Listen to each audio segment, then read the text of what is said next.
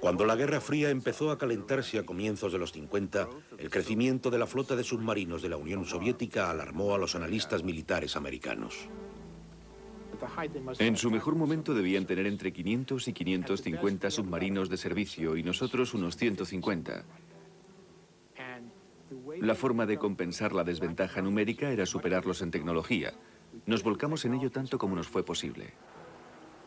El primer gran éxito de los científicos americanos fue suministrar energía a los submarinos por medio de reactores nucleares. Los submarinos americanos consiguieron permanecer bajo el agua más tiempo con mayor autonomía. Luego, a finales de los 50, idearon cómo disparar misiles balísticos desde un submarino. Esto le dio a Estados Unidos una gran ventaja durante la Guerra Fría, ya que nada puede detener un misil oculto en un submarino en la profundidad del océano. Pero poco después, Los lo mismo.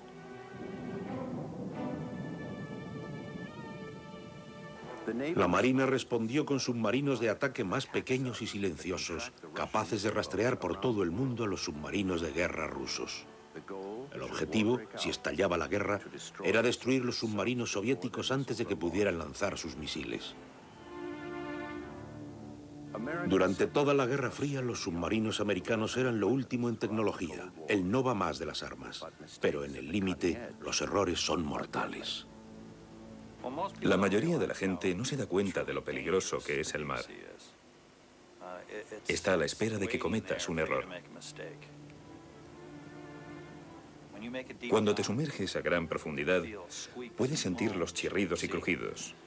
Observas cómo las cosas empiezan a estallar y el agua comienza a entrar.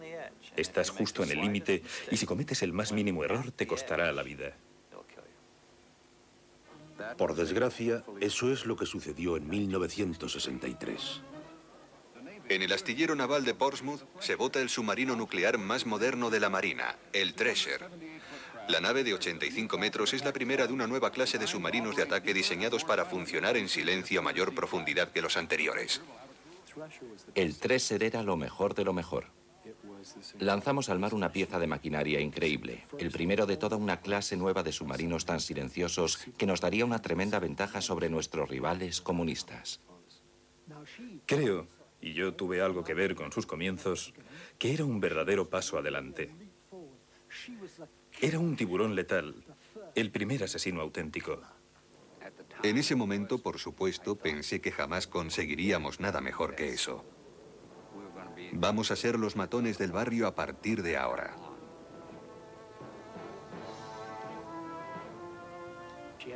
Era el primer submarino con sistema de control de fuego informatizado. Tenía un enorme sonar con un alcance increíble. Podía disparar misiles que por aquel entonces eran nuevos. Era el submarino más avanzado que habíamos diseñado.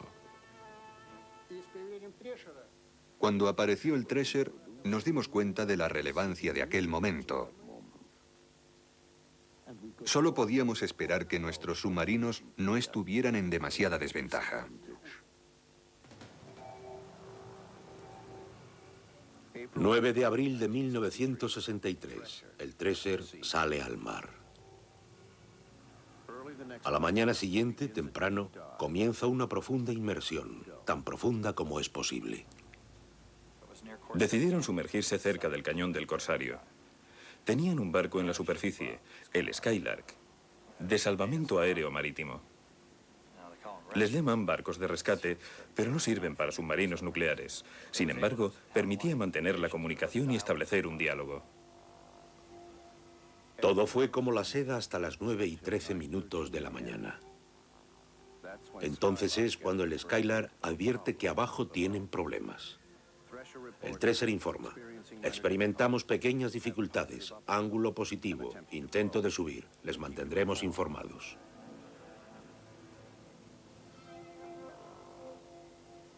Tres minutos después reciben una segunda transmisión confusa e ininteligible. Le sigue un ruido de baja frecuencia y luego el silencio.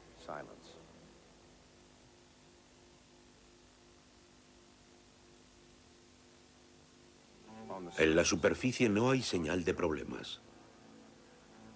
Pero conforme pasan los minutos, el temor empieza a crecer. ¿Volverán a ver la luz del sol los 129 tripulantes del Treasure?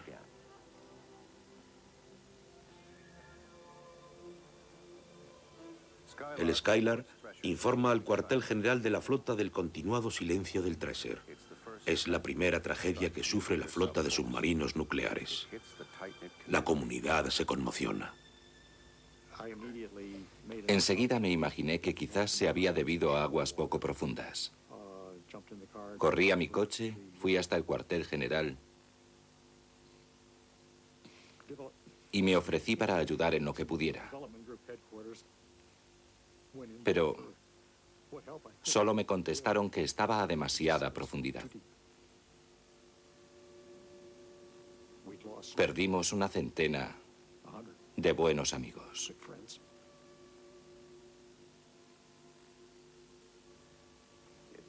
Ahora empezamos a comprender lo que ocurrió. Todavía cuesta creerlo. Ray McCool había abandonado el Treasure momentos antes de su partida a causa de una emergencia familiar. No me cabía en la cabeza que se pudiera perder una nave tan fabulosa como aquella. No se me ocurría por qué razón se había perdido o por qué se había hundido. 129 hombres perecieron. Toda la maquinaria se perdió. Toda aquella modernidad, el comienzo de una nueva era tecnológica, desapareció. Y no teníamos ni idea de qué pudo fallar. Lo primero que tenían que hacer era hallarlo. Tenían que comprender lo mejor posible qué había pasado. Tenían que hacer el trabajo de forenses y detectives, pero no pudieron ni encontrar el submarino. Y así pasaron meses y meses. La Marina incluso trajo un coche y estudió cómo se hundía hasta el fondo, con la esperanza de descubrir cualquier indicio de los restos del Treasure. Cámaras teledirigidas y un sonar registraron incansables el lecho marino. La única nave de profundidad de la Marina, el batiscafo Trieste, dedicó tanto tiempo a la búsqueda como resistió su tripulación. Al final, tras 6 meses de búsqueda, el Trieste descubrió lo que quedaba del Treasure. El submarino implosionó con tal fuerza que solo queda chatarra metálica. Mientras tanto, el Tribunal Investigador de la Marina hace algunos descubrimientos por su cuenta. Los registros de mantenimiento del Treasure muestran que el 14% de las junturas de los conductos por los que circula agua marina a gran presión en la nave no han pasado la inspección ultrasónica. Cientos de otras junturas nunca se habían probado, a pesar de que en otros submarinos habían sido causa de graves inundaciones. A la profundidad a la que se hallaba el Treasure cuando desapareció, un fallo en una tubería de 15 centímetros vertería 50.000 litros de agua por minuto dentro del barco. La última transmisión telefónica del Treasure proporcionó al tribunal pistas fundamentales para una meticulosa reconstrucción de lo que pudo ocurrir. Un fallo en la tubería de un motor inundó el compartimento y fundió suficientes fusibles como para provocar la parada de un reactor. Con solo la energía de la batería, el Treasure no tuvo fuerza suficiente para alcanzar la superficie. Por lo general, cuando estás a esa profundidad, puedes salir sin problemas.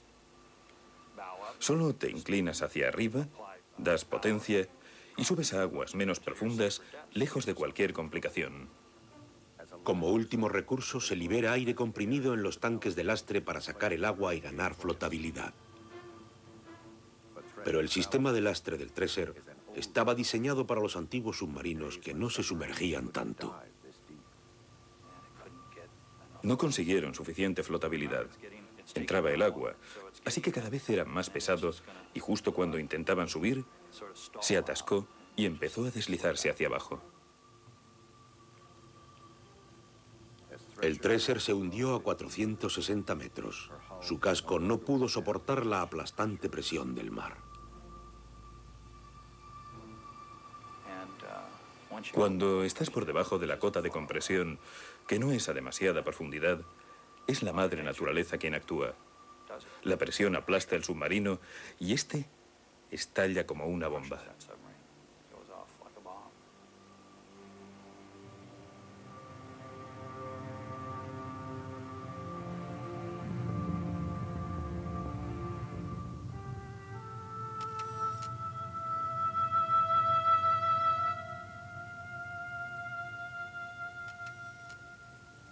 Dispersos fragmentos de metal retorcido es todo lo que queda del Treasure, el mejor submarino de sus tiempos. Bob Ballard rodó estas secuencias en los años 80 como parte de un informe confidencial de la Marina para estudiar los restos. La tapadera fue la búsqueda del Titanic.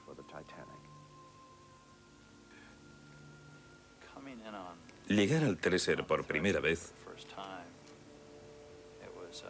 fue espeluznante. Era como si fuera a la guerra o a Pearl Harbor. Algo horrible ocurrió aquí y murió mucha gente. Es algo que puedes sentir.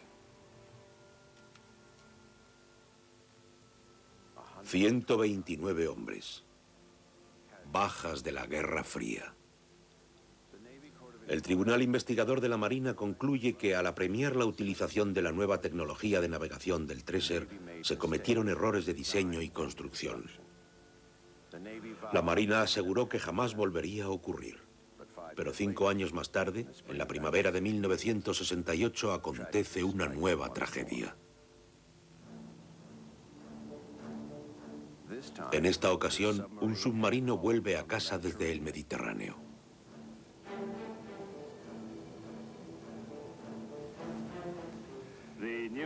El submarino nuclear de ataque USS Scorpion SSN 589 informó de un retraso en su llegada a Norfolk. Tenía previsto su regreso a la 1 de la tarde de aquel día, tras concluir una prolongada operación de entrenamiento rutinaria. Se está ejecutando una completa búsqueda aérea de superficie y submarina en todo el mando atlántico.